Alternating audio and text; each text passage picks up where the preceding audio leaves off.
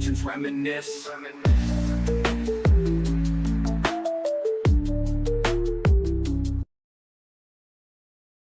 Hello, everybody. Welcome to the Creator Hour presented by Hoop Social. We are here on the Sports Fluent Network on YouTube. We have a very special episode today. I've got my guy, Source of Course, who you might be familiar with from TikTok or any social media platform. He is one of the best hip hop accounts around, and he also is a guy that likes to talk sports and has a genuine knowledge base when it comes to that. So I'm really looking forward to having a conversation with him later and how hip hop and basketball kind of connect. But first and foremost, right now we are in off-season mode. So naturally, everything is focused around the Olympics and Team USA basketball. Team USA has been very dominant. They have an extraordinarily strong team.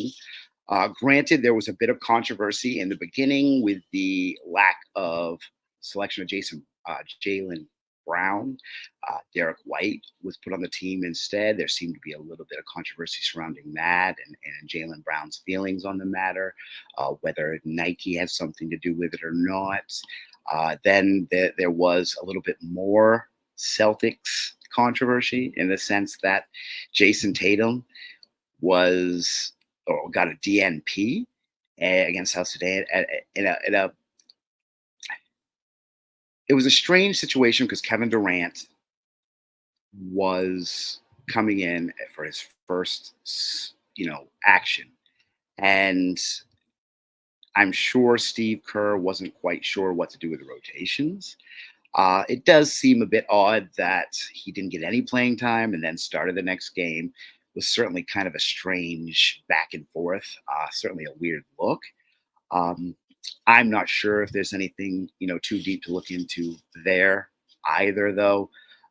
Another thing that just doesn't really mean a whole lot in the grand scheme of things, just more controversy that the media is trying to stir up. But when it comes to the actual gameplay stuff and the actual on court activity, Team USA is doing what they're supposed to. They had a close game, but LeBron James was there. LeBron James it seems to be playing some of his best basketball of his career. This has been absolutely extraordinary to watch. I'm a big ambassador of LeBron James. I truly respect the man, and I do think that he's a great ambassador for the NBA and has been for a long time. And I think him being in this position, being the flag bearer, doing all these things, I mean, he's in a spot where this could very well be the last meaningful basketball that he plays. And that may sound like a hot take, but at the same juncture, given the status of where the Lakers are currently and what the expectations are in Laker land, I mean, we're not really expecting finals runs from these guys. I mean, let's be honest. It's a situation in which they're kind of trying their best to put pieces together to manufacture some sort of run. And I don't know if the pieces are there. JJ Redick is new. I mean, there's just so much going on. This very well, this Team USA playing for this gold medal could be the last hoorah for LeBron James and the last bit of meaningful basketball in his career. And I think that there's been a sense of urgency in that. And LeBron's been playing very well. He's looked fantastic. It's the guy doesn't age. I mean, quite frankly, he doesn't age, and it's been super impressive. And I'm genuinely in a position where I thought I couldn't respect the man anymore, and I find myself respecting him more and more. So I just really appreciate the game that LeBron James is showing in front of the world stage. And that being said, Kevin Durant, I mentioned earlier, made his first appearance, came out on fire. I mean, showed the entire world why he is Kevin Durant and what he is capable of any given night. And it was just a wonderful throwback performance. I mean, just the guy is unstoppable. The guy is unstoppable. I mean, You think about the greatest offensive forces that have ever existed in this game, and Kevin Durant is on the very short list, quite possibly top three offensive player of all time. And I don't think that's a stretch. I don't think that that would be hard to debate. I think that the evidence is compelling. His size, his handling. I mean, he just has everything. You can't guard him. You can't block him. His shot's too high. I mean, he's just a fantastic player. And to put that on in the world stage, that was super impressive. Um, I saw an article from NBA.com where they were talking about the best NBA players to ever play on Team USA since they allowed NBA players to play. Um, and they actually ranked Kevin Durant number one. No arguments, no qualms about that with me. Carmelo Anthony would be a close second, and that's what they put as well. I think Carmelo Anthony and Kevin Durant are undoubtedly the two most decorated players in Team USA basketball since obviously the NBA players started taking over. And I think that they have played tremendous. And it takes a lot of pride, in my opinion, to perform this well in these situations. It's not the finals. I understand it's a different level of basketball. It's the world, but at the same juncture, I mean, there's a sense of national pride that I think these guys all take into consideration, and it makes them perform at a very high level. And I think they really care. So that to me is fun to watch, and I truly appreciate these Olympic Games, and I really think that the U.S. is going to pull out a gold medal fairly easily this year, and and I'm looking forward to it. It's good fun basketball, and this team is a lot of fun to watch. So now moving on, we have a tremendously special guest today. A friend of mine goes by Source of Course on NBA TikTok or on TikTok. Sorry, I'm so used to having NBA TikTok guys. This guy is actually a hip hop TikToker who is proficient in basketball. A Laker fan, we'll forgive him for that, but a really nice guy, and I'm really looking forward to talking with him. Let's introduce Source, of course, Mr. Mike Source himself. What's good? How are you today? Yo, what up, Ori? How you doing, man? I'm doing very well, very well. It's good to have you on. No doubt. I appreciate you having me on, man. Good to be here. Shout out to the your people. Shout out to the Creator Hour followers. Absolutely, man. I, I've been following you for quite some time now. You were one of the first accounts I followed when I started this whole TikTok game, and I have to say, you've grown a lot. You've done a lot of great stuff. Like, what drives you? What's brought you to this point where like content creation has become like a legitimate side hustle? Uh, man, I've always liked to just share whatever thoughts, opinions, content. I've always liked to share stuff from I don't even know from youth probably. I did.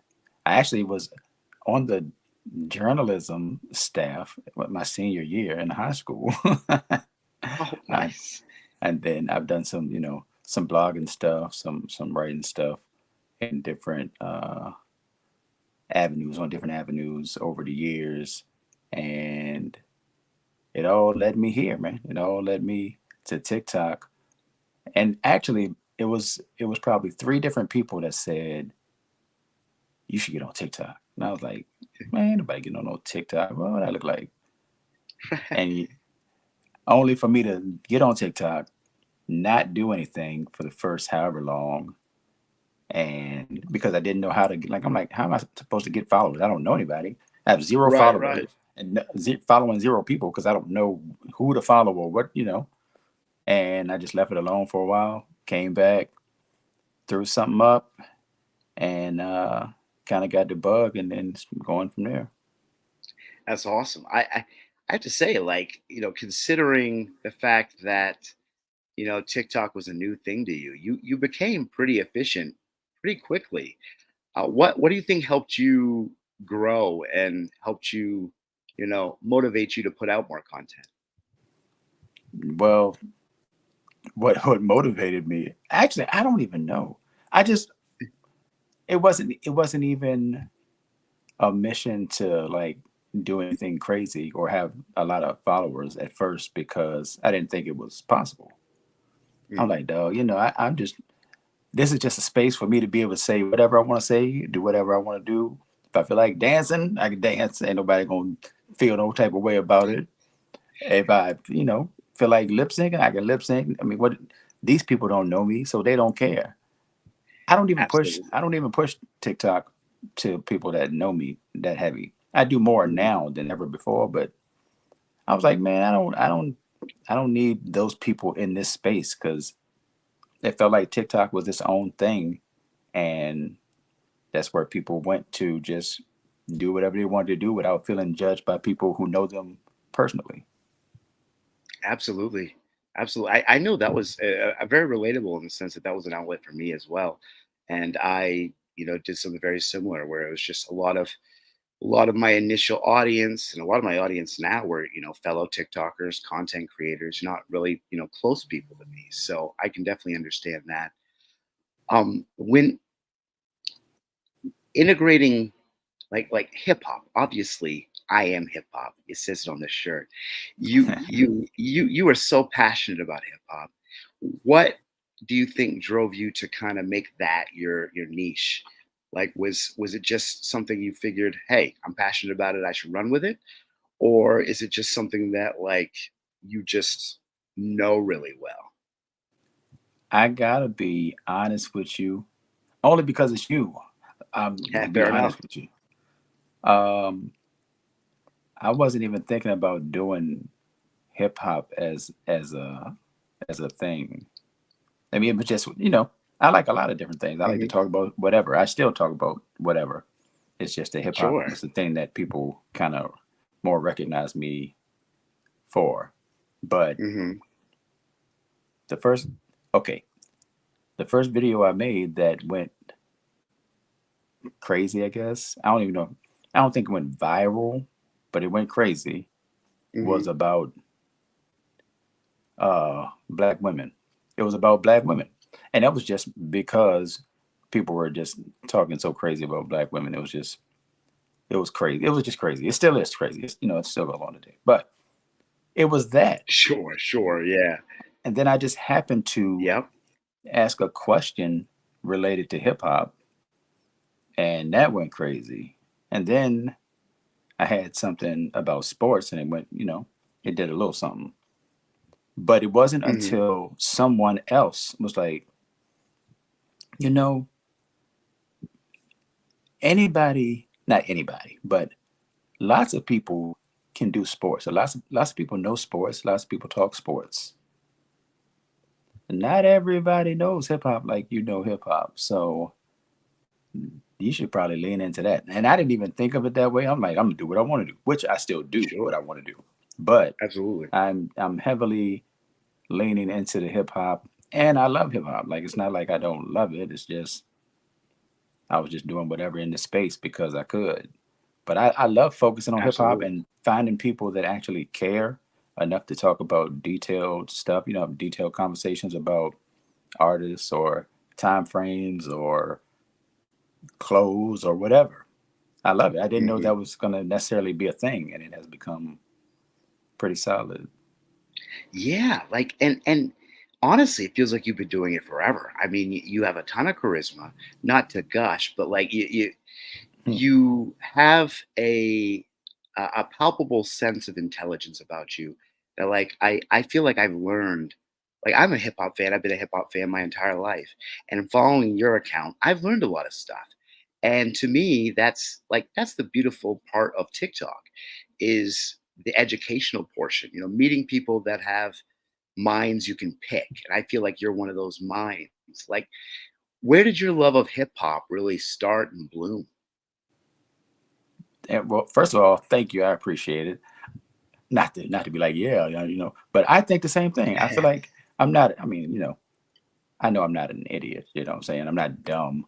I'm not a genius or anything. Don't get me wrong, but I'm not dumb, and I know how to talk. I know how to put words together pretty well. so I don't Hmm. sound ridiculous. I hate to sound ridiculous.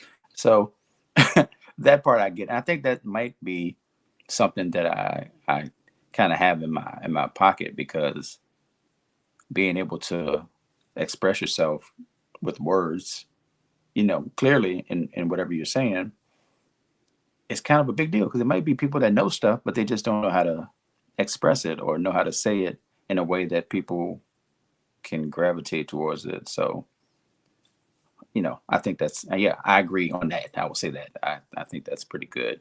That's something that I can say that I think I have. Um, but my love of hip hop, I don't really know, man. I mean, I know I'll tell you this. The first song that I said, man, I love this, or the song that led me into falling in love with hip hop was My Philosophy by Boogie Down Productions. That was the song, and it's the video. At the beginning, it's like about 4 seconds, a teacher will begin to speak. Then the music drops out, which was not normal for videos. That was not normal. So the Right. music drops out. It's KRS-One getting out of his Jeep Wrangler with the Jordans on, and he's saying the verse a cappella, and it was like, yo, this is dope. And what he's saying was crazy. And then he gets to the hook, and the beat comes in. It's like, oh, I love this. I love this. So that was the beginning for me. You were sold. You were hooked. That's awesome. That's Yes. awesome. Now, I mean, you've been a fan for a long time. You followed a lot of hip hop and stuff. Like, what do you think about the state of hip hop music in general? Not to get too deep, but I mean, are you into current stuff, newer stuff? Do you still bang the oldies? Like, how is your playlist looking these days? Like when it comes to some of this newer stuff. Actually, I play a lot of new music. Okay, let's keep it a buck. I'm 90s, 80s and 90s forever. Forever. That, like, when I hear people say, man, I haven't heard this album in a long time. I'm like, why haven't you heard this album? Like, what are you doing that you haven't heard Illmatic in a long time? You know, Right. like, Yeah. just because it came out a long time ago, you can't just listen to it. Like, you can't throw it on. You got to listen to something that just came out. No, I don't. I don't force myself to listen to new music, but I do enjoy new music. Now, I'm not saying I Hmm. enjoy everything. I'm not saying that I I think this artist is comparable to this artist. None of that. I'm not saying any of that. I'm saying I play new songs. A lot of times it'll be new songs by older artists, but Mm. there are younger artists that I listen to. It's just not. I don't force myself to listen to anything. I'll check it out. I won't discriminate and be like, oh, this is all trash. All this, oh, everything. This all sounds the same. I'm not that guy at all. But I'm not gonna be out Fair here enough. playing Lil Yachty, Lil Uzi back to back just because I want to be like, oh, I'm listening to Lil Yachty. I'll never do Right, that. right. That makes sense. I can totally understand that. And the 80s and 90s hip hop, it's just this the sound is kind of hard to encapsulate. And naturally we have some nostalgia for it as well. But Sure. it was just it was a different game for sure. Now hip hop and basketball. That was one of the things. That's why I thought it was important to get you on here. I feel like they've been interconnected, for a very long time. And I mean, what is your opinion on that? Why do you think all seem to go so well hand in hand? Well, all right. So the line goes either you're slinging crack rock or you got a wicked jump shot, which was somebody rapping about ways to get out of the hood or not so good circumstances from growing up poor and rough neighborhood, whatever the case may be.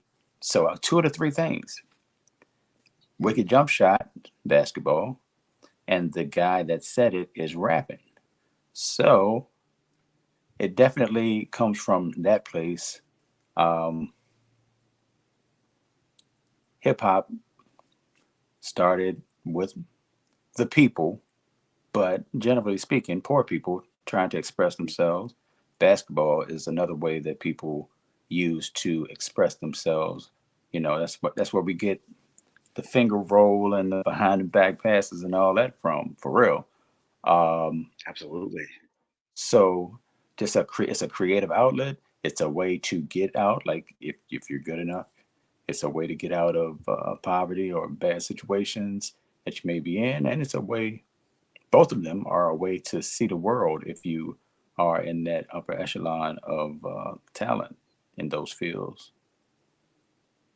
That's definitely true. I feel like you're 100% accurate in the sense that it kind of resonates with certain people in that culture, where like I know Allen Iverson usually Hmm. gets kind of like pointed at as like one of the innovators for bringing more hip hop culture to the NBA, especially Right. when it came to like a fashion standpoint.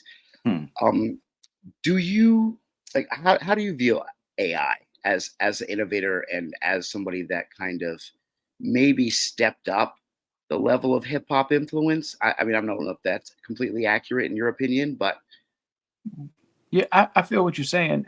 Here's the thing: when it happened, when Iverson came into the league, I think aside from clothing and the change in the way people had to dress as far as the league standards and all that, something that people don't I don't think everybody realizes it, but mm, even in corporate America, cornrows became okay. I'm not saying people didn't wear cornrows back in the day, but Allen yeah, Iverson yeah, in the league came to a game with the cornrows, and in that moment, literally things changed in that moment. I remember it. I remember it. I remember the next week. I think I got cornrows like 2 weeks later. And remember, Iverson's from Virginia. I'm from Virginia, so we already got that connection. He played against people that I rock with in his absolutely. high school career in states and all that. He used to come up here and play in tournaments during the summer. But his like, I remember having cornrows at work 2 weeks after Iverson. And I say at work because I'm not young because I had a job. Sure. But I remember that. I remember that moment. I remember. I see myself in this particular mall having a conversation with a guy who ended up having cornrows as well. Maybe it was a week after, and he had cornrows, and I was like, man, are we able to do this? Like, it was like, are we able to do this? And it became a whole thing. That's crazy. That's great. The amount of influence, and that's funny. I appreciate the fact that you mentioned that because that's one of those things that maybe doesn't get uh, addressed particularly. But yeah, like Iverson was so cool that his impact just was astronomical. I mean, Yeah. he's one of those guys that like he's even hard to rank as a player Right. all time because his influence is so strong. I mean, what do Yeah. you think it was? What do you think it was about Iverson that made him so cool? I mean, if you had to kind of guess, I guess Oh, compared to he everybody was else. just a. I mean, just a cool guy. He's a cool guy. I mean, to be a top ranked football player and top ranked basketball player in high school in the country at the same time, like that's crazy in itself. Although we've had a couple of those, including Ronald Curry, who's a top ranked basketball and football player at the same time, a little bit after Iverson. But Mhm. to be that, I mean, Iverson was just a, I mean, in my opinion, he was just a cool guy. Um, Mm. and he wasn't a big guy. It's not like he was 6'7", small guy with Right, hops. right. He had the Hmm. athletic ability. You could see it on the football field and on the basketball court. And his style resonated with the people, man. People saw themselves in Iverson, and it wasn't a lot of people because everybody. I'm not saying everybody was corporate, but everybody Mm. had to at least lean towards being corporate. Iverson Yeah, never fell into that lane. He never, from high school popularity through Georgetown, up to, well, high school through going to jail, Mm, through getting pardoned by Bill Clinton, hmm. John Thompson, taking him under his wing, rest in peace, Big John, to being at Georgetown and making it to the league. Like he was always the same dude, Hmm. always the same dude. And that's important too. I think the biggest thing that people appreciated about Iverson was his authenticity. Like it wasn't an act to be hip hop. This was just who he was, you know. Right. Like this it was just in his DNA, and he was just being himself. I don't think he went out of his way to be an innovator. Nah, it's just people. He was himself. That was it. That's it right there. He was himself, and he was unapologetically him. Even even though he says there was a bad moment, he shouldn't have done it. But even when he rapped, not saying he should have been a rapper, but even him rapping, I mean, it made sense. It made sense whether you thought it was good, bad, or whatever. It made sense for Hmm. him to do songs. Absolutely, makes more sense for him to do it than Shaq. Just Hey, don't mess around with Shaq. Shaq got joints, man. Shaq man, got the big joints. the big Diesel's got bars, man. You know, I always think it's funny when okay, here you go. Quick snippet, random. Favorite NBA rappers: Shaq, Oh, Kobe, Dame Lillard. Who we got in there? I don't know. Dame is nice. Dame is nice by today's standards. I don't think Dame is crazy or anything, but he's nice Mm, though. He's nice with the words. Um, Shaq wasn't nice, but Shaq was good. He was good at mm, rapping. He was good mm. at rapping. He had Better good than people think. songs. He's yeah. Cause you see Shaq. I mean, you're already looking at Shaq crazy because he's 7 foot giant, you know, Mm, massive man, and he out here right. dancing and rapping, and he could dance and he can rap. Like you can't be mad at him.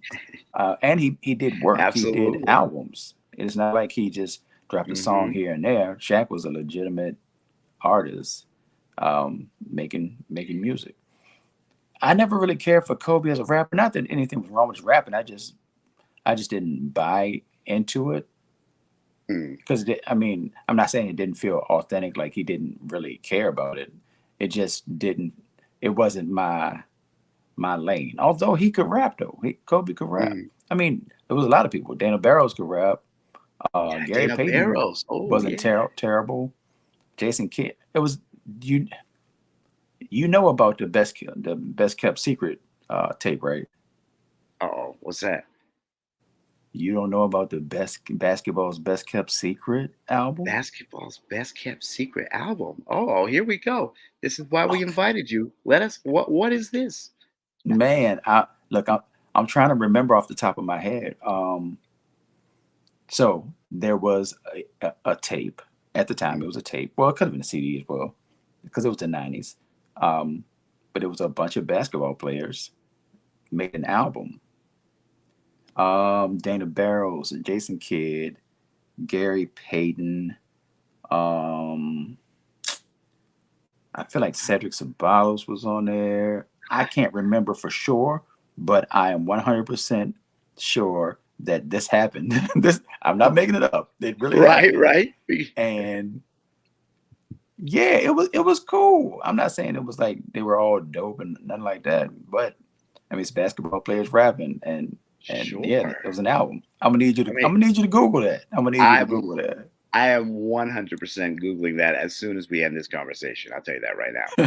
that. That is absolutely happening because that can't be a secret any longer. That is a very interesting fact. Um, I just can't imagine Jason Kidd rapping either. That I didn't even realize that Jason Kidd was one of those ones that tried. To be honest, Well, a I lot a lot of those guys, like you might not have heard them on songs, like a lot of songs or anything, but they were sure. definitely on this album. They were definitely Hmm. on this album. That's crazy. That's crazy. Yeah, Yeah. I'm 100% looking that up. That's wild. See, guys, this is the point of the Creator Hour. We learn new things all the time. Source, of course, came here with that little gem beautiful dime. I appreciate it. Uh, No doubt. now, now, switching back to the hip hop and basketball thing a little bit. You're a Laker fan. You're a LA fan, and LA and Showtime Lakers and all the bright lights that come with that stage. Like, w- do you think that like these big cities and these big like LA, I guess, like I don't know how I want to say this. Like do they drive a bigger is it more entertainment than competition for Hmm. some of these places like that? Do you feel like is an NBA game comparable to a concert, I suppose, or like a hip hop Oh, concert? yeah, but it's absolutely just a place to go. It's a place to be in New York Mm, and LA. Definitely, I would think in Atlanta at this point as well. If mm, they were yeah. better more regularly, or if they had well, I guess if they were better more regularly. I was thinking if they had flashier players, but I mean they Hmm. had Trey. Eh, yeah, Yeah. if they were flashier, then it would definitely be that. I Mm, went to a Lakers and Sixers game randomly one year. I was in Philly for Thanksgiving, and that Friday, the Lakers were in town. I was like, I'm going. Who's in the front row? Will Smith and Jada Smith. Um, and a few other celebrities were in there as well, but I just remember them being on the big screen during the yeah. game. So yeah, I mean that's Philly. Not that Philly isn't a big city, but Sure. I'm just saying as an example of something that I actually saw myself. But look at LA. They show you everybody that's there every game. And you see Hmm. celebrity row, you see different celebrities here, there, all over the place. Rapper here, actor there. So it's definitely a status thing for some Mm, people. Plus, Philly and New York, not Philly, LA and New York and Atlanta, you have a lot of transplants. So hmm. do you really have a fan base of people who grew up there and stayed there, or do you have a bunch of people that are like if I won't say the Lakers, but if LA teams are not good, there's other things to do. Yeah, It'll be that's all true. right. It'll be all Right, right. right. But because it's the Lakers and they have a history of winning and being great, Showtime and all that good stuff, and great players, all time players, Mm, people tend to show up. It tends to be a place to be, or the place to absolutely. be. Yeah, well, that's it. I mean, the Star-Studded Affairs, it feels like a rock concert, I'm sure, every time. I mean, I remember even I've been to several Boston Celtics games, and it's just, the people that seem to show up and just, yeah, like you said, status. It's always interesting to me. Definitely. Now, Lakers, I have to ask you since You I don't have mentioned to. it. I have to. I have to. JJ Redick, my guy. JJ Oh Redick my is goodness. being counted on to help save Lakerland. I need to know your opinion.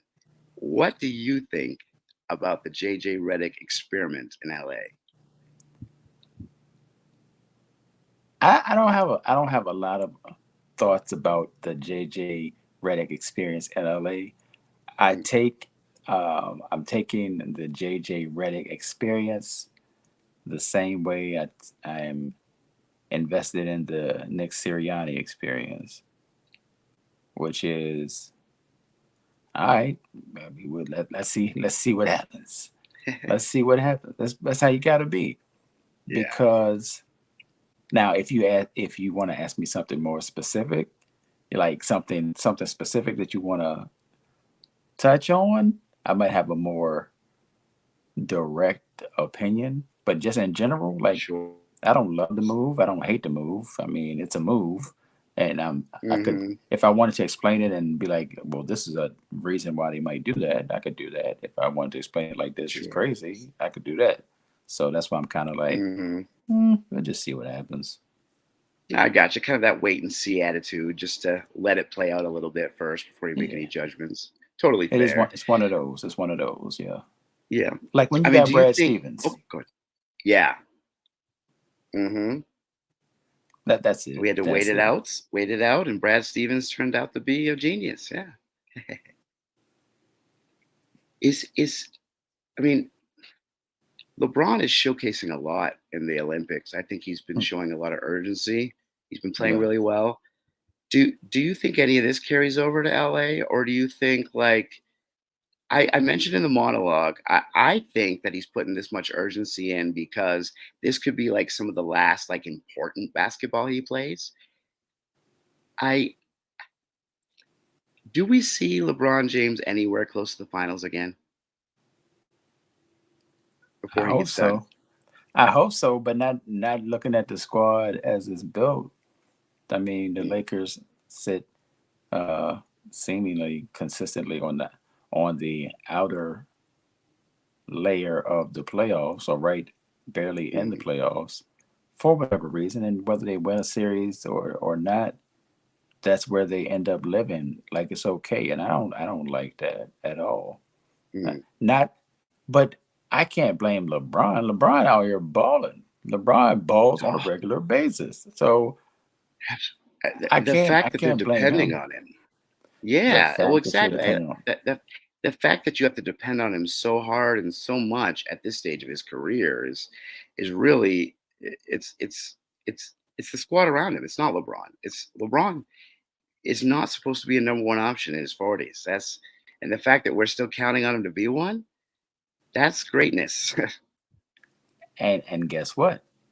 Even as we're seeing right now, even among the greats, he's still the guy. Even Yeah. among you can say Anthony Davis is supposed to take over this team as many times as you want. Hmm. If LeBron goes to the Olympics, if they vote before they play, and they 5 out of the 11 other people say that the best player on the team is LeBron, and then he shows it on the court. Hmm. I mean, if I'm Anthony, I'm like, what you want me to do, dog? What do you want me to do? Like, Right. it's how am I supposed to? I can't wrestle the team from him if he's still doing this. Like, what am I supposed to do? What am I supposed to do? I'm always Right. gonna be Right. the guy on the side over here. So, Hmm. Permanent but Robin. Well, yeah. What are you supposed to yeah, do? Yeah, you're right. what am I supposed to do? I can't be Batman because even if I'm Batman for a day, he's still Batman. He's still the ultimate Batman. So, what do you Hmm. want me to do? It's a no win situation for It Anthony is. Davis. and Yeah, and it's a no 100%. win in the playoffs situation for the Lakers. But anyway, Ooh, that's a that's that's cold but true. true, unfortunately. Speaking to Yeah. a champion over there, you know. Yeah, well, I mean, Boston, they were pretty good last year, I suppose. Yeah, it Wait, was meant to be, it, man. And yeah, then you, as soon as as soon as I saw, I don't know if we had a conversation about it. I said, as soon as I saw Drew Holiday, I was like, oh my goodness, y'all are crazy. Y'all are really letting these people get Drew Holiday. I hmm don't know what y'all gonna do. What are you gonna do? What are that you gonna do? that was one of the most underrated moves of all the moves that anybody made. Like Drew Holiday being able to be picked up by the Celtics after they got rid of Marcus Smart was just like, how did this happen? How did you let the rich get richer? Like, what in the How do world? you exactly? And Milwaukee, how how bad did you want Dame Lillard only to be worse than you were before Dame Lillard? Not that it's Dame's fault one Mhm. way or the other, but Sure, Drew sure, but Holiday, still. Drew Holiday is underappreciated, and you even as I mentioned, LeBron got 5 of the votes for best player on the team from the other players Mhm, on the team. mhm, Steph got 2. mhm. Anthony Edwards got 2. Drew Holiday got 2. Is that insane? That's That's that the level of respect for Drew Holiday. Like he's one of those guys. Like if you know, you know. exactly. Like Exactly. he's exactly like what championship teams need is that type of guy. Agreed. So yeah, I was obviously a big fan of that move. I love Drew Holiday. I love what the Celtics have done, keeping everybody in, all that stuff. Time for another run. Speaking of the Another Celtics, good run. You segue. just won the championship 2 months ago. What do you mean time for another run? Dynasty, baby, dynasty. Oh, So speak. before we get away from Oh Boston, yeah, yeah, I will absolutely. say that I will credit my family.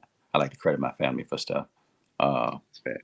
because maybe 4 years ago, right before the pandemic, when Derek White was still in San Antonio, we were at the Smithsonian Black History Museum in D.C.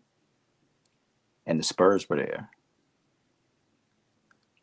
Derek White is the only one that took a picture with my youngest daughter.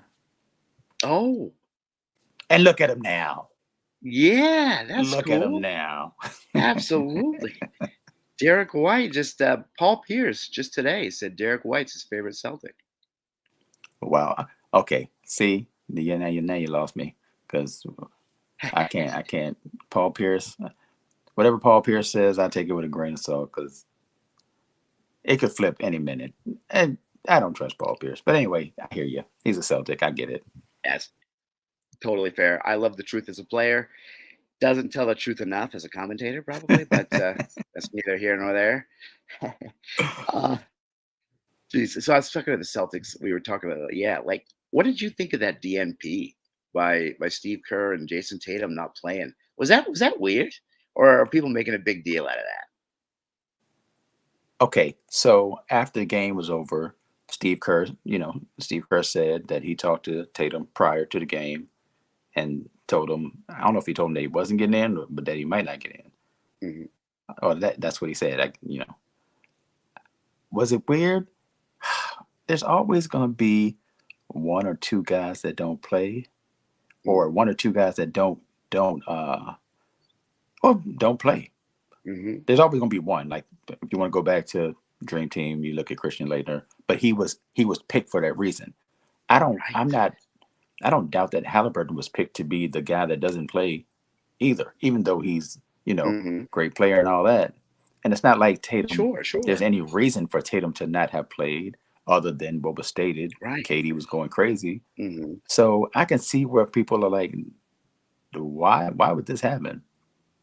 But I could also see, it's 12 of the greatest players in the world, and you're trying to mix and match and make everybody happy while also not flopping and losing. Mm. Uh yeah, it's still odd. It's still odd. Yeah. It's I, still I I odd. I feel like it just made for like a strange image just to see, him sitting on the bench the whole game. Like Yeah. and this guy is champion, just won, like arguably top 10 player in the league. Like it Oh was yeah, just, yeah. yeah, it was weird. I'm not gonna lie. Like I mean I appreciate the fact that Steve said what he said and said that he felt bad and yada yada, all those things. Like I feel like it wasn't like necessarily some sort of planned, like I'm not gonna play 1 minute type of ordeal. Right.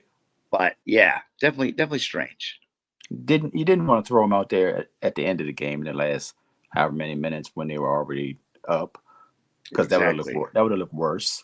But Right, when right. Katie was cooking, he was cooking. Oh, Katie was oh my, he was doing all the things, and was that not that Tatum oh couldn't go in there for somebody else though, but Katie was cooking. sure, but like KD was cooking. Man, that like I feel like there was just that period where we all went, holy crap. This guy, when he is on, is quite possibly the best scorer in the entire world. Yeah, And definitely. just showcased it to the whole world. And that was truly special. I mean, it, how much like we saw KD just do this, Hmm. and we know he's capable of this stuff. Like, who like does KD have a chance of making the finals again either though? Like, he seems like he keeps putting himself in some tough situations.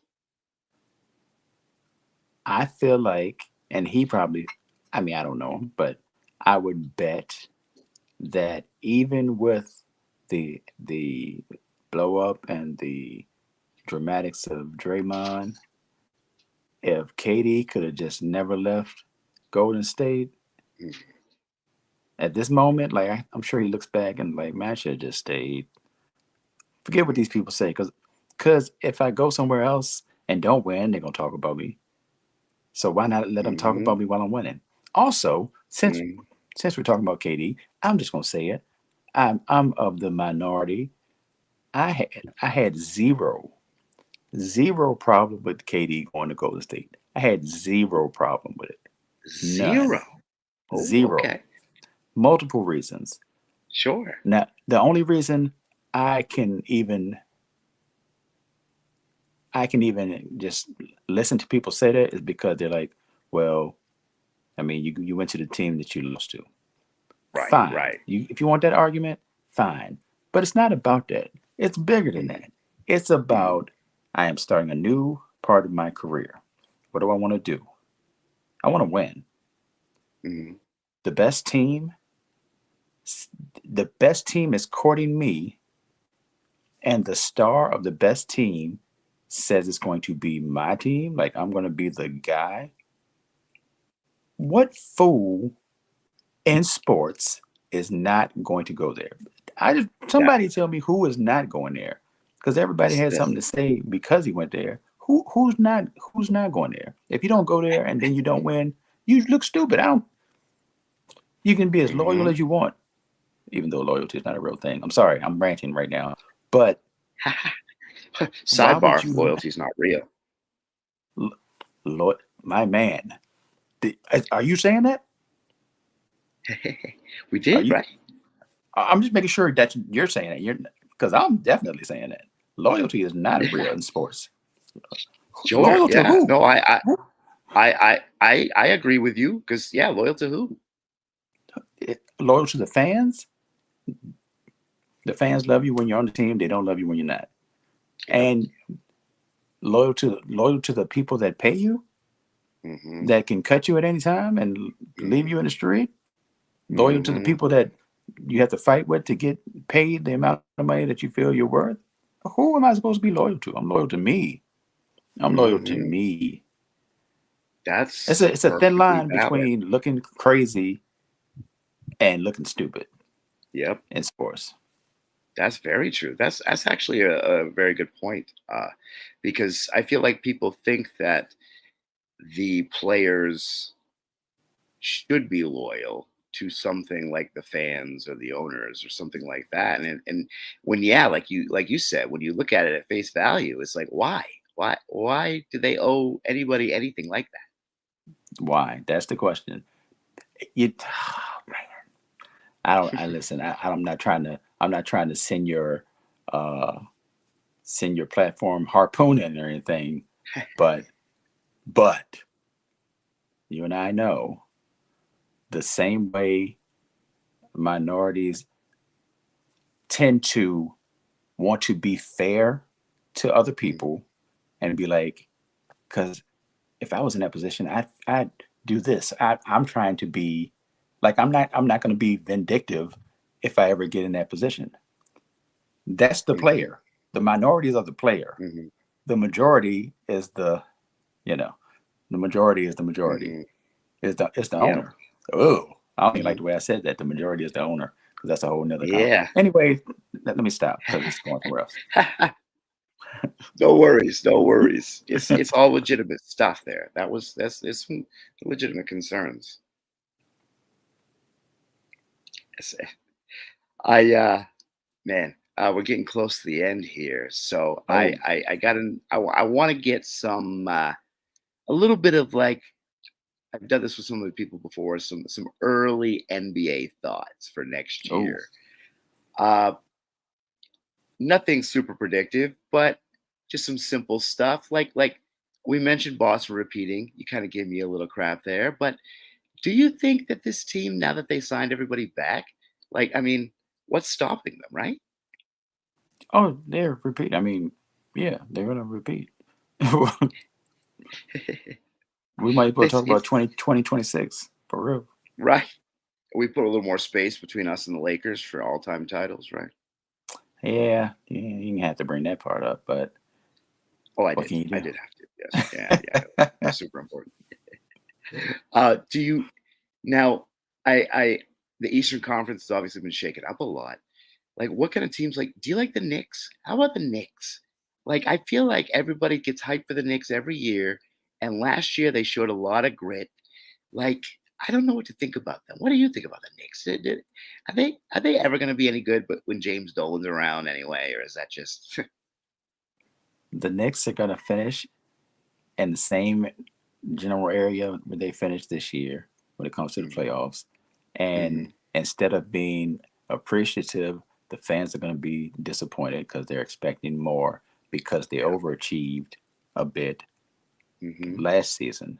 Because That's true. why would you expect it? Why would that team be in the in the semifinals, the Eastern Conference semifinals? Why? Hmm. Looking at that Hmm. team without Randall, why would you think they'd be there? There's not even a second scorer. Who are you trusting DiVincenzo and and Josh Hart to get buckets? Yeah. That's what we're doing. Uh, Yeah. and yet Jalen was able to drag those people to that level. So now they feel like, oh yeah, well we're this good. Wait till we get Randall back. We're gonna be even better. No, you're not. You're not gonna be better. I don't know how people think Jalen's not going to shoot the ball 30 times every game with other scorers on the team. You can't. People aren't logical, bro. People aren't logical. Yeah. They think he's Yeah. supposed to have the same output, also adding in another person that's going to have the ball a lot. How's that? Right. That's it's the same amount of clock time. You can't. Hmm. You don't get any more shots, so they got to be divided. And who knows? I mean, in my opinion, a guy like Julius Randle is such a big variable that like you don't know like when he comes back how much chemistry the team's gonna have, how effective Brunson's gonna be. I mean, yeah, New York's still got a lot of questions despite the hype. I had Knicks fans tell me, I'm like, dog, they need to get better. No, no, we need to stay just like this. This so you want to run this back with this team. You don't want to. It's people are crazy. That's it. People are crazy. That's all I got. People are crazy. People are crazy. If you get one thing from this show, fans, let you know people are in fact crazy. Yeah, 100%. 100. What? Okay, so staying in that side there. What about Philadelphia with Paul George, Joel Embiid, and Tyrese Maxey? What do you think of that trio? Does that excite you if you're a Philly fan, or are you like super nervous because two of the three guys are super injury prone? That's it right there. Yeah. Two of Okay. the three guys. Like, but the good thing is there's now three guys. So even if one of them is out, you still got two, as opposed to Mm, there being as opposed to there being one guy and then another guy stepping up to be a second guy, but then the first guy, the only guy, goes out. Then you're yeah. leaving your guy who wasn't even expected to be the guy previously as the guy, as the legit guy. What are you supposed to do? You know. Right. But having Paul George, even if Embiid got hurt, let's say I don't want to predict injury, but even if Embiid got hurt, at least you have Paul George who can give you 40 Mm, there. You got Paul George who can give you 40. If Paul George goes out, you got Embiid that can give you 40 right there, along with mhm. Maxi. So I think it's a better situation. I mean, but they're not beating Boston. Like, let's not be crazy about it. Well, that's what's it. It's like even like I feel like the East has gotten a little stronger, but just because Boston did what they did and kept everybody together, like it's just I don't think anyone got stronger than them. Like you're saying, Yeah, yeah. yeah. How can you? How can you get Hmm. stronger than a team that has two number ones really? Hmm. Drew Holiday, Porzingis whenever he's healthy, and the Hmm. emergence of Derek White. Like, how are you supposed to get better than that? That's not normal. That's not normal. No, it absolutely isn't. I mean, it's a strange situation where like the Brad Stevens. I mean, the way that they put this squad together is just is fascinating and I don't know. It's just tremendous because it feels like all the pieces like just fit together perfectly. Do you credit Danny Ainge for any of this layover? Oh yeah, absolutely. With I mean, his biggest thing was that Brooklyn Nets trade to get us those number three picks. I mean, you figure Tatum and Brown were those number three picks, and the greatest swindle of all time, the Jason Tatum draft, in Hmm. which we give Philly the number one pick, knowing they're gonna blow it. Like it's like I don't know. It's been really entertaining to watch the growth and evolution and to see it all kind of come to a precipice here. It's neat. It really is. Like this is a strange team. You hit it on the head. It they just look so powerful when you look at that roster that you're like, wow. Like the fifth best player on this team is Derek White, Yeah. who by all accounts has all the tools to be an all-star level player. Like You could just say, by all accounts, it's on the Olympic team. yeah, exactly, exactly. Like, I mean, and the way that he's viewed by his peers, and I mean, just a hell of a ball player, and that's your fifth best player. Like, I mean, yeah, it's cool. It's incredible to watch. Yeah. Yo, so we're tying out the end here. I wanted to give you a little bit of time to promote some of your stuff. Hmm. Where do we find you? How do we catch you? You got a book. You are a fascinating human being who's got all these things going down. I want to hear a little bit about it. Let's talk about Source of Course and the best ways to catch you. I wish I had a book on me. I thought about pulling one. Well, actually, it's not far away, but it's fine. It's fine. But All good. you can catch me on TikTok. That's the main place, the primary location at Source, of course, on there. Instagram, not as big a deal, but I'm there too at Source, of course. I have a show on this network, actually, the Sports Fluent channel. It's called Sources Chillin', every Wednesday, 8 p.m. Eastern to 9 p.m. Eastern. Uh, I also do a podcast, the Sports Bar Podcast, the SBP, on Sunday mornings, usually around 11 a.m. It's on Facebook. It shows on YouTube as well, but it's mainly on Facebook. It's a group on Facebook.